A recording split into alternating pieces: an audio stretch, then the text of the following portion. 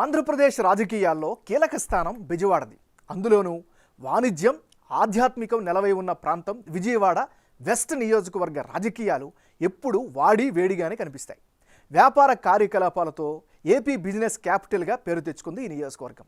అంతేకాదు, కనకదుర్గమ్మ అమ్మవారి ఆలయం ఉన్నది కూడా ఈ సెగ్మెంట్లోనే.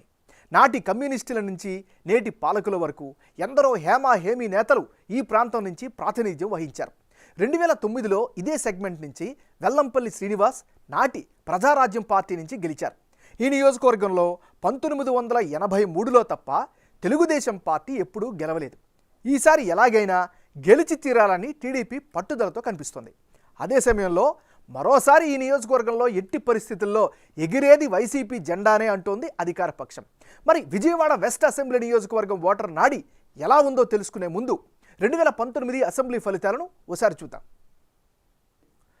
2019 ఎన్నికల్లో వెల్లంపల్లి శ్రీనివాస్ వర్సెస్ షబ్నా ముస్రత్ వీరిద్దరి మధ్య పోటీ జరిగింది. ఆ ఎన్నికల్లో వైసీపీకి అనుకూలంగా 38%, తెలుగుదేశం పార్టీకి 33%, జనసేన పార్టీకి 15%, ఇతరులకు 14% ఓట్లు పోలయ్యాయి. అంటే 2019 ఎన్నికల్లో విజయవాడ వెస్ట్ నుంచి వైసీపీ అభ్యర్థిగా పోటీ చేసిన వెల్లంపల్లి శ్రీనివాస్ గెలిచారు. మొత్తం 38% ఓట్లు రాబట్టగలిగారు. అటువైపు తెలుగుదేశం పార్టీ నుంచి పోటీ చేసిన జలీల్ ఖాన్ కుమార్తె షబ్నా ముస్రత్ 33% ఓట్లు సాధించగలిగారు. తండ్రిపై జనంలో ఉన్న నెగిటివిటీ ఆ ఎన్నికల్లో టీడీపీ అభ్యర్థిపై పడింది. జలీల్ ఖాన్ పార్టీలు మారడం కూడా మైనస్ అయ్యింది. అటు జనసేన నుంచి పోటీ చేసిన పోతిన మహేష్ 15% ఓట్లు రాబట్టారు. ఈ సెగ్మెంట్లో నగర కమ్యూనిటీ ప్రజలు ఎక్కువ సంఖ్యలో ఉంటారు. సో ఆ ఓట్లను పోతిని మహేష్ బాగానే రాబట్టగలిగారు. ఇతరులకు 14% ఓట్లు పోలయ్యాయి. మరి ఈసారి ఎన్నికల్లో విజయవాడ వెస్ట్ సెగ్మెంట్లో రాజకీయం ఎలా ఉండబోతుందో big TV exclusive detailed election సర్వేలో వెల్లడైన అభిప్రాయాలను ఇప్పుడు పరిశీలిద్దాం. అభ్యర్థుల వారీగా ఎవరి బలాలు బలహీనతలు ఎలా ఉన్నాయో పరిశీలిద్దాం. ముందుగా వైసీపీ అభ్యర్థి షేక్ ఆసిఫ్కి అనుకూలమైనటువంటి అంశాలు ఏమిటి? ముస్లిం సామాజిక వర్గంలో ఈ నియోజకవర్గ పరంగా అతనికి మంచి పేరైతే కనిపిస్తోంది.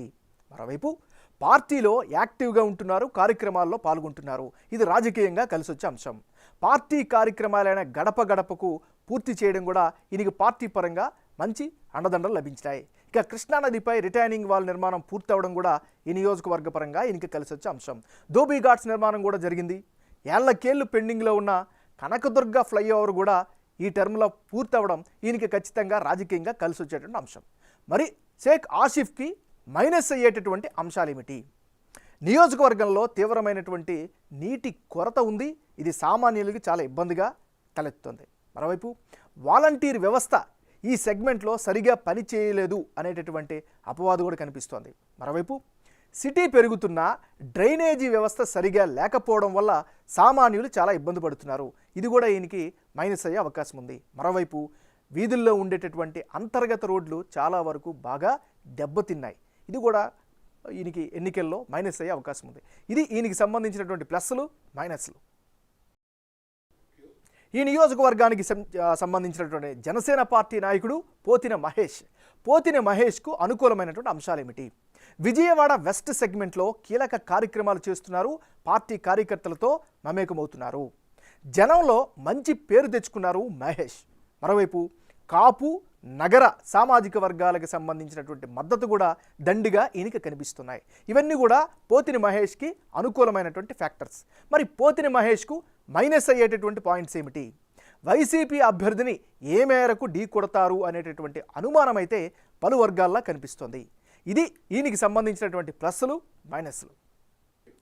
ఈ నియోజకవర్గం నుంచి తెలుగుదేశం పార్టీ నుంచి ఆశావాహుల సంఖ్య చాలా ఎక్కువగానే కనిపిస్తోంది. ముఖ్యంగా నాగుల్ మీరా, బుద్ధా వెంకన్న, జలీల్ ఖాన్, ఎంఎస్ బేగ్ ఇలా రకరకాల మంది వారి యొక్క ప్రయత్నాలు చేస్తున్నారు. బట్ అల్టిమేట్గా టికెట్ ఎవరికి దక్కుతుంది అనేది వేచి చూడాలి. బట్ ఓవరాల్గా పార్టీ పరంగా ఇక్కడ అనుకూలమైనటువంటి అంశాలు ఏంటో పరిశీలిస్తే విజయవాడ వెస్ట్లో తెలుగుదేశం పార్టీకి సంబంధించినంత వరకు ఉండేటువంటి అనుకూల అంశాలు పరిశీలిస్తే విజయవాడ వెస్ట్లో వరుసగా ఓడిపోతున్నటువంటి సానుభూతి ఈయనకి ఖచ్చితంగా ప్రధానమైనటువంటి ప్లస్గా చెప్పుకోవచ్చు. మరి తెలుగుదేశం పార్టీకి ఉండేటటువంటి మైనస్ పాయింట్ ఏంటి అంటే వ్యతిరేకమైనటువంటి అంశాలు ఏంటి అని కనుక పరిశీలిస్తే టిక్కెట్కు పోటీలో 4 లీడర్లు ఉండడమే ప్రధానమైనటువంటి తలనొప్పిగా చెప్పుకోవచ్చు. ఒకరికి ఇస్తే మిగతా వారు సహకరిస్తారా లేదా అనేటటువంటి అనుమానం నియోజకవర్గంతో పాటు సొంత పార్టీలో కూడా కనిపిస్తోంది. మరోవైపు పొత్తులో భాగంగా జనసేనకు టికెట్ ఇస్తే పార్టీ సహకరిస్తుందా లేదా అనేది కూడా ఒక పెద్ద ప్రశ్నగా తలెత్తుతుంది. ఇది ఈ నియోజకవర్గానికి సంబంధించి తెలుగుదేశం పార్టీకి సంబంధించినటువంటి గ్రౌండ్ రియాలిటీ. ఈ నియోజకవర్గంలో కులాల వారీగా ఉండేటటువంటి ఈక్వేషన్స్ ఎలా ఉన్నాయి, ఏ కులం ఏ పార్టీకి ఏ స్థాయిలో మద్దతు ఇస్తున్నారు కనుక పరిశీలిస్తే ఈ నియోజకవర్గంలో ముస్లింలు 15% మంది నివసిస్తున్నారు. నాగర సామాజిక వర్గం 12% మంది ఉంటే ఎస్సీలు 15%, వైశ్యులు 10%, కాపులు 10%, గౌడు కులస్తులు 7% మంది నివసిస్తున్నారు. విజయవాడ వెస్ట్లో ముస్లిం కమ్యూనిటీ జనాభా అధికంగా ఉంది. వీరిలో 55% మంది వైఎస్ఆర్ కాంగ్రెస్ పార్టీకి, 35% తెలుగుదేశం పార్టీకి, 10% ఇతరులకు మద్దతిస్తామని బిగ్ టీవీ సర్వేలో తమ అభిప్రాయంగా చెప్పారు. అటు నాగర కమ్యూనిటీలో 35% మంది జగన్ పార్టీకి, 60% మంది తెలుగుదేశం జనసేన ఉమ్మడి అభ్యర్థికి, 5% మంది ఇతరులకు సపోర్ట్ ఇస్తామని తెలియజేస్తున్నారు. అటు ఎస్సీ సామాజిక వర్గంలో 55% మంది అధికార వైఎస్ఆర్ కాంగ్రెస్ పార్టీకి, 40% తెలుగుదేశం పార్టీకి, 5% ఇతరులకు మద్దతుగా ఉంటామని చెబుతున్నారు. ఇక వైశ్య కమ్యూనిటీలో 50% వైసీపీకి, 45% తెలుగుదేశం పార్టీకి, 5% ఇతరులకు సపోర్టుగా నిలుస్తున్నారు. ఇక కాపు సామాజిక వర్గంలో 45% మంది జగన్ పార్టీకి, 50% మంది తెలుగుదేశం పార్టీకి, 5% ఇతరులకు మద్దతుగా నిలుస్తున్నారు. గౌడ వర్గంలో వైసీపీ, టీడీపీకి చెరో 50% మద్దతుగా ఇస్తామని సర్వేలో భాగంగా తమ అభిప్రాయాలను తెలియజేశారు. ఇక రానున్న ఎన్నికల్లో విజయవాడ వెస్ట్ నియోజకవర్గంలో ఎవరెవరు బరిలో ఉంటే ఫలితాలు ఏ విధంగా వచ్చే అవకాశం ఉందో ఇప్పుడు పరిశీలిద్దాం. వైసీపీ నుంచి షేక్ ఆసిఫ్ వర్సెస్ తెలుగుదేశం పార్టీ నుంచి ఆశావాహులు ఎక్కువగా ఉన్నారు కాబట్టి ఎవరో ఒకరు, అంటే తెలుగుదేశం పార్టీగా మనం ఇక్కడ పరిగణలోకి తీసుకున్నాం. అలాంటి పక్షంలో వైసీపీకి ఏకంగా 45% ఓట్ షేర్ వచ్చే అవకాశం కనిపిస్తుంది. తెలుగుదేశం పార్టీకి 39% ఓట్లు దక్కే ఛాన్సెస్ ఉన్నాయి యాజ్ ఆఫ్ టుడే.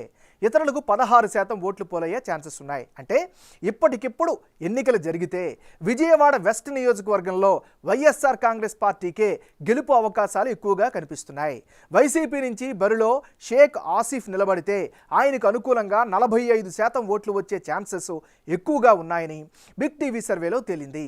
అదే సమయంలో తెలుగుదేశం పార్టీ నుంచి 4 పేర్లు పరిశీలనలో ఉన్నాయి.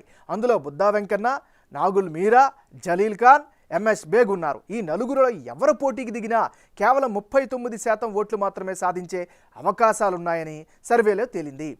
ఒక్కరికే టికెట్ వస్తుంది, మిగతా వారు సహకరిస్తారా లేదా అన్నది ప్రధానమైనటువంటి సందేహం. ఇతరులకు 16% ఓట్లు సాధించే అవకాశాలు కనిపిస్తున్నాయి. ఇక వైసీపీ నుంచి ఇదే నియోజకవర్గం నుంచి షేక్ ఆసిఫ్ వర్సెస్ ఉమ్మడి అభ్యర్థిగా జనసేన పార్టీకి సంబంధించినటువంటి పోతిని మహేష్ గనుక బరిలోకి దిగితే ఆ పక్షంలో కొద్దిగా టగ్ ఆఫ్ వార్ ఫైట్ అయితే కనిపిస్తోంది. వైసీపీకి 43%, జనసేన పార్టీ అంటే ఉమ్మడి అభ్యర్థిగా 42%, ఇతరులకు 15% ఓట్లు దక్కే అవకాశాలు కనిపిస్తున్నాయి. అంటే విజయవాడ వెస్టులో టీడీపీ జనసేన ఉమ్మడి అభ్యర్థిగా జనసేన నేత పోతిని మహేష్ గనక బరిలోకి దిగితే వైసీపీ అభ్యర్థికి టఫ్ ఫైట్ ఇచ్చే ఛాన్సెస్ ఉన్నాయని బిగ్ టీవీ సర్వేలో తేలింది. ఇక్కడ వైసీపీ 43% ఓట్లు రాబడితే జనసేన అభ్యర్థి 42% ఓట్లు సాధించే అవకాశాలున్నాయి. అంటే ఫైటింగ్ నెక్ టు నెక్ ఉండే ఛాన్స్ ఉంది. ఇతరులకు 15% ఓట్లు సాధిస్తారని సర్వేలలో తెలుస్తోంది. పోతిని మహేష్ ఈ సెగ్మెంట్లో స్ట్రాంగ్గా ఉన్నారు. ఎన్నికల నాటికి పరిణామాలు ఎలాగైనా మారే ఛాన్సెస్ అయితే కనిపిస్తున్నాయి.